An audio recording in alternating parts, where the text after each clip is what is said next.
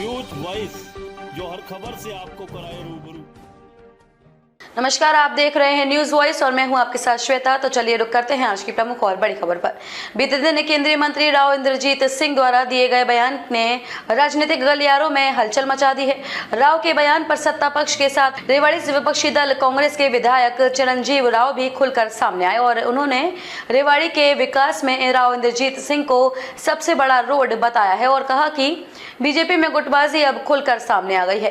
Congress party के राष्ट्रीय सचिव, राजस्थान प्रभारी और रेवाड़ी में विधायक चिरंजीव राव ने आज अपने निवास पर पत्रकारों से बातचीत पर कहा कि राव की राजनीति खुद को सांसद बनाने और बेटी को विधायक की टिकट दिलाने तक सिमट कर रह गई है। पिछले विधानसभा चुनाव में क्षेत्र की जनता ने राव के थोपे हुए नुमाइंदों को हरा दिया था। अब सुनील मूसेपुर की हार की सजा वे रेवाड़ी की जनता को दे रहे हैं। उन्होंने राव पर अनेक आरोप लगाए हैं और कहा कि राव 4.5 साल तक जनता के बीच में नहीं जाते और चुनाव के 3 महीने पहले खुद की सरकार में नहीं चलने का रोने लगते हैं। इंद्रजीत राव ने कहा कि 13 में से उनके 2 समर्थक मंत्री होने के बावजूद क्षेत्र का विकास नहीं कर पाने के लिए राव खुद जिम्मेदार हैं। इससे साफ है कि उनकी मंशा केवल अपनी राजनीति चमकाने तक सीमित रह गई है। चिरंजीव राव ने कहा कि विरोध के डर से राव इंद्रजीत सिंह गांव में अपना प्रचार शुरू नहीं कर पाए हैं, क्योंकि पहले चुनाव में भी उनका विरोध हो चुका है। उन्होंने कहा कि राव के पास बताने के लिए तो कुछ है नहीं, ऐसे में मोदी के नाम पर वोट मांग रहे हैं। उन्होंने कहा कि हरियाणा में ही नहीं पूरे देश भर में भाजपा का सफाया होगा। हार के डर से कांग्रेस प्रत्याशियों की घोषणा नहीं करने के सवाल पर चिरंजीव राव ने कहा कि 10 अप्रैल तक सभी प्रत्याशियों की घोषणा हो जाएगी। वहीं कैप्टन अजय यादव चुनाव लड़ेंगे या नहीं, इसका फैसला पार्टी हाईकमान करेगी। वो कहीं ना कहीं छलक के आया कि यहाँ की जनता ने जब उनके चुने हुए नुमाइंदे को, जिसको वो थोपना चाह रहे थे रेवाड़ी के ऊपर, उसको जब लोगों ने नहीं चुना तो उसी की वजह से वो रुकावटें डाल रहे हैं लगातार विकास के अंदर। ये आरोप हम लोग तो लगा रहे थे लगातार कि जितने भी रेवाड़ी के विकास हों, चाहे आपका बस स्टैंड जो नहीं बन पाया है, चाहे आपकी बाईपास में जो देरी हो रही है, जो है आपका मेडिकल कॉलेज है जिसके लिए हम लगातार आवाज़ उठा रहे थे कि रेवाड़ी में बनना चाहिए, उन सब चीज़ों को देरी के लिए उन्होंने खुद स्वीकार किया क्योंकि यहाँ पर उनका विधायक नहीं बन पाया, इसलिए उस काम को इन्होंने रोका। तो कहीं ना कहीं इन्होंने खुद इस बात को स्वीकार करा कि अगर इनका विधायक यहाँ से होता तो ये रेवाड़ी के अंदर विकास करवाते। ये दर्शाता है कि एक ऐसा व्यक्ति है जिसकी हमेशा ये सोच रही है कि अपनी राजनीति को मैं चमकाऊं। अब इन्होंने इस बात को कहा कि भाई हमारी यहाँ चलती नहीं है। इन्होंने ही अपने 2 मंत्री इस इलाके से बनवाए, चाहे डॉक्टर बनवारी लाल जी हों, चाहे ओपी यादव जी, जो 2 इन्होंने मंत्री बनाए। जब सत्ता के अंदर इनके 13 में से 2 मंत्री सरकार के अंदर बैठे हुए थे तब भी ये विकास नहीं करवा पाए, तो इनकी खुद की कमी है। हर बार हम लोगों ने देखा है जब चुनाव नज़दीक आते हैं तो इनका एक ही रोना होता है हर बार कि मेरी मुख्यमंत्री से बनी नहीं या हम सत्ता पे काबिज नहीं हो पाए। पर सच्चाई ये है, इनकी एक ही इच्छा शक्ति रहती है, किसी भी तरीके से मैं सांसद का चुनाव जीत जाऊं या मेरी बेटी को विधानसभा की टिकट मिल जाए। मुझे लगता है कहीं ना कहीं इस राजनीति को आज देश की जनता और प्रदेश की जनता समझ भी रही है, इसीलिए जहां जहां बीजेपी के सांसद जा रहे हैं वहां वहां इनका विरोध हो रहा है। आप लोगों ने भी देखा होगा, आज देवेंद्र बबली जी जो इनकी सरकार के अंदर मंत्री थे उनका विरोध हुआ। कल परसों आप लोगों ने देखा कोसली में यहाँ के जो सांसद हैं रोहतक के अरविंद शर्मा जी, वो गए, उनका विरोध हुआ। धर्मवीर जी जो भिवानी के सांसद है उनका विरोध हुआ। सिरसा के अंदर अशोक तंवर जी जा रहे हैं, लगातार उनका विरोध हो रहा है। तो ये दर्शाता है कि भाजपा के प्रति लोगों में भारी रोष है और आने वाले समय के अंदर आप देखिएगा पूरे प्रदेश के अंदर और देश के अंदर भाजपा का सफाया हो जाएगा। रेवाड़ी की जनता में भारी आक्रोश है कि ये चुनाव में ही दिखाई देते हैं।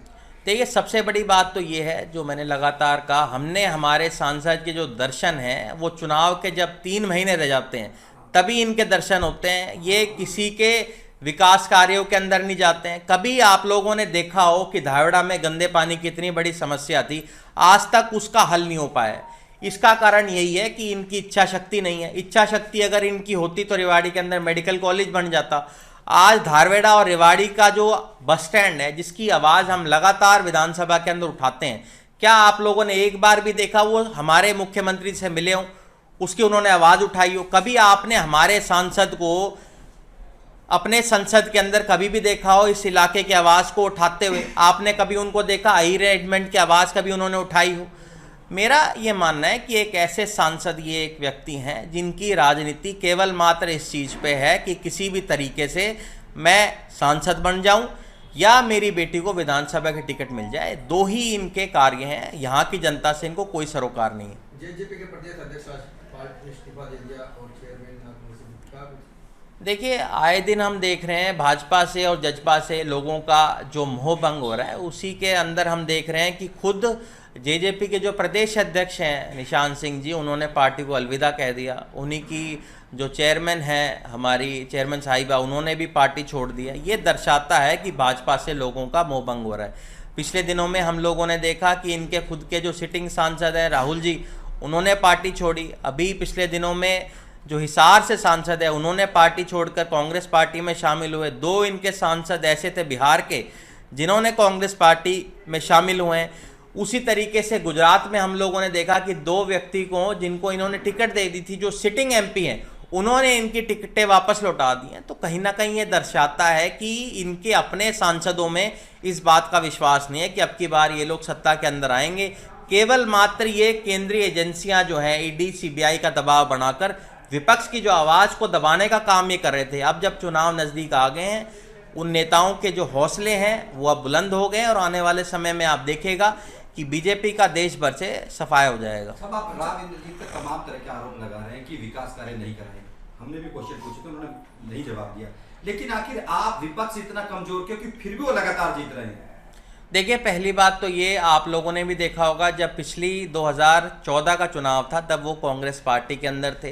एक जो झूठे जुमले थे जो मोदी जी ने दिए, उसके लहर के अंदर वो 2014 के अंदर चुनकर आ गया। 2019 के अंदर भी उन्होंने, आपको याद होगा, एक बात कही थी कि आपको अगर मेरे से कोई नाराजगी है तो मुझे वोट मत देना, आप मोदी के नाम पर वोट दो। ये लगातार मोदी जी के नाम पर वोट ले रहे थे।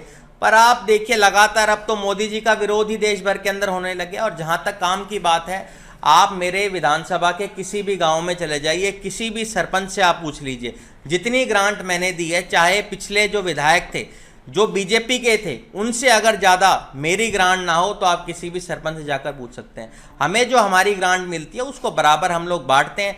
अब ये जो बात आपने कही, प्रदेश के जो मामले हैं, चाहे बस स्टैंड की बात हो, चाहे धारड़ा की बस स्टैंड की बात हो, चाहे गंदे पानी का जो आता है भिवाड़ी से, ये सारी समस्याएं तो स्टेट की समस्या है जिनको ये करना नहीं चाहते, इनकी इच्छा शक्ति नहीं है। और इस बात को तो स्वयं आपके सांसद ने स्वीकार कर लिया कि आपका विपक्ष का विधायक है, इसलिए हम काम नहीं होने दे रहे। तो हमें तो उसका जवाब देने की जरूरत ही नहीं, जब सांसद खुद इस बात को स्वीकार कर रहा है कि यहाँ से अगर इनका विधायक होता तो यहाँ पर काम होते। क्या सुनील मुसेपुर को हराना रेवाड़ी की जनता को भारी पड़ा, इसका बदला वो ले रहे हैं? देखिए, अगर उनको लगता है कि जनता के खिलाफ ये काम वो करेंगे, जनता को दंड देने का काम कहीं ना कहीं जो हमारे सांसद राव इंद्रजीत जी कर रहे हैं, इसका फल इनको आने वाले लोकसभा चुनाव में देखने को मिलेगा। और हम लगातार देख रहे हैं लोगों का विरोध हो रहा है। अभी क्या कारण है, आप देखिए, जितने भी और सांसद हैं जो चुनाव लड़ रहे हैं, उन्होंने अपने दौरे शुरू कर दिए हैं। अकेले हमारे एक ऐसे सांसद हैं जिन्होंने अभी तक गांव के दौरे शुरू नहीं किए।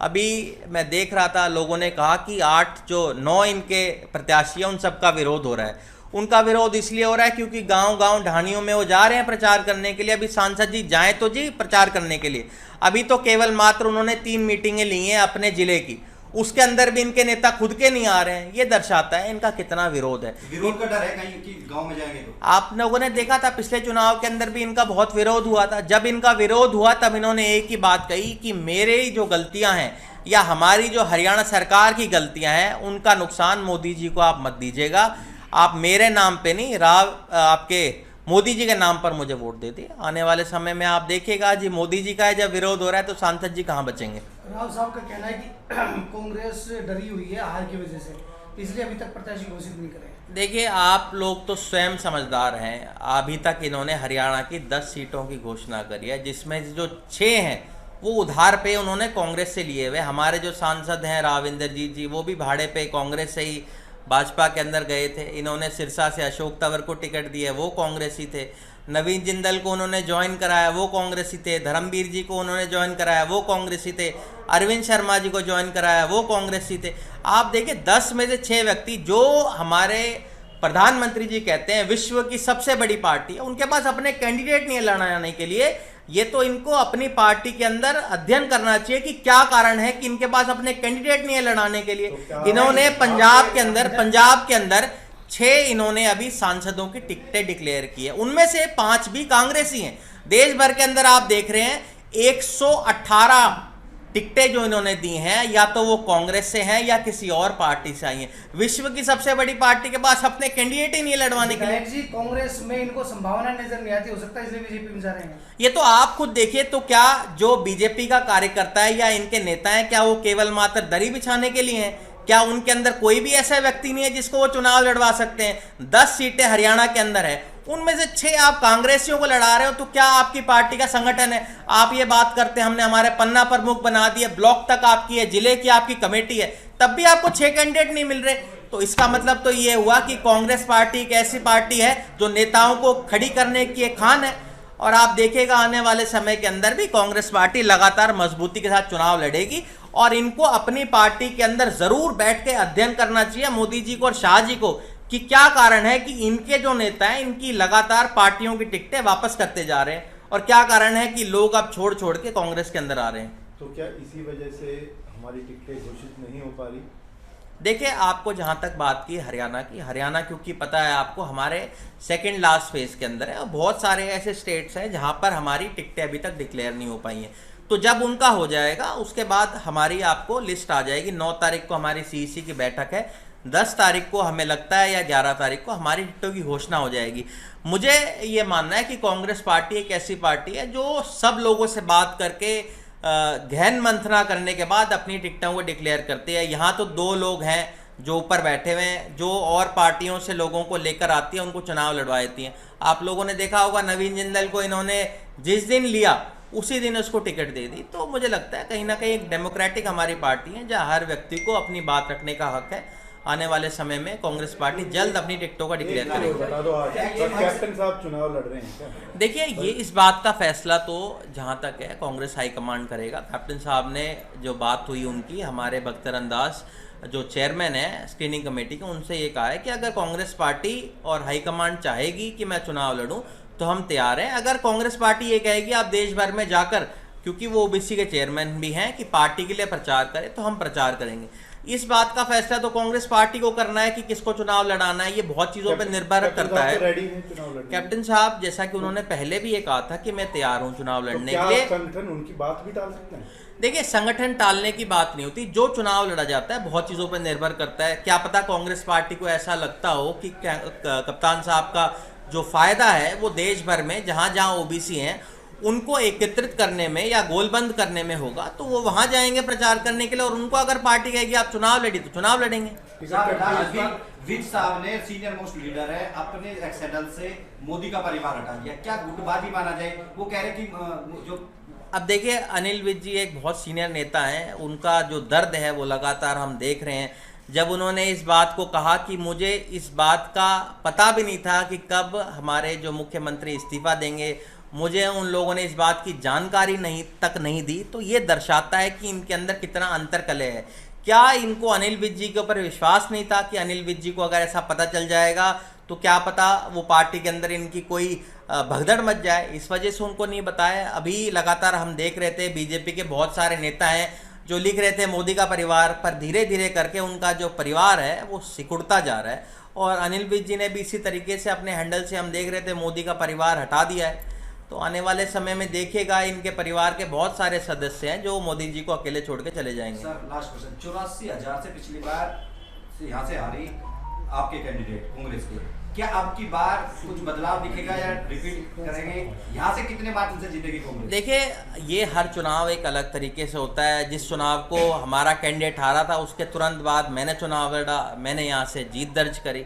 ये तो हर पार्टी का जो चुनाव होता है वो अलग अलग चीज़ों के ऊपर लड़ा जाता है। आने वाले समय में आप देखिएगा कि कांग्रेस पार्टी बड़ी मजबूती के साथ यही नहीं पूरे देश भर में, पूरे देश में, प्रदेश में और गुड़गांव लोकसभा के अंदर भी जिसको भी पार्टी टिकट देती है उसको भारी मतों से हम जिताकर यहाँ से भेजेंगे। खबरों में अब तक के लिए बस इतना ही। फिर होगी आपसे मुलाकात ऐसी किसी बड़ी और खास खबर के साथ। तब तक के लिए नमस्कार और देखते रहिए न्यूज़ वॉइस।